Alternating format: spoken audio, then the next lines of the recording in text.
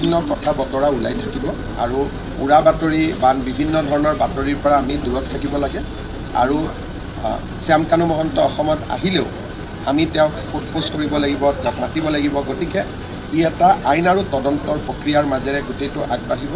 সেইকাৰণে যিসকলে জুবিনক ভাল পায় তেওঁলোকক মই অনুৰোধ কৰিম যে এই গোটেই ঘটনাটোৰ পৰা আমি উৰা বাতৰি বিভিন্ন ধৰণৰ কথা বতৰাৰ মাজেৰে বিভ্ৰান্ত নিজেও হ'ব নালাগে, আনকো বিভ্ৰান্ত কৰিব নালাগে।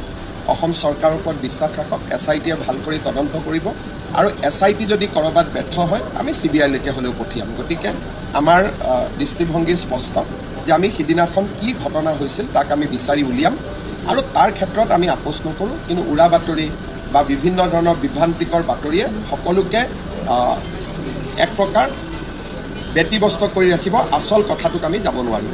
সেইকাৰণে মই ভাবোঁ যে আমি সকলোৱে কিছুদিন SITক সহযোগ কৰা উচিত আৰু যেতিয়া আমি সকলোৱে অনুভৱ কৰিম যে SITয়ে ভাল কাম কৰিব পৰা নাই তেতিয়া আমি CBIলৈকেও পঠিয়াব পাৰিম। সেইকাৰণে আমি অত্যন্ত ধৈৰ্যৰে সৈতে অপেক্ষা কৰিব লাগে।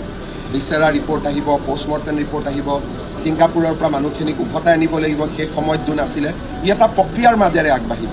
কিন্তু যদি কোনোবাই কয় ইনষ্টেণ্ট জাষ্টিছ লাগিব তেতিয়াহ'লেতো কোৰ্টত আমি ফেইল হৈ যাম, কাৰণ আদালতেতো আৱেগটো নুবুজিব, আদালতে পইণ্ট টু পইণ্ট উত্তৰ বিচাৰিব।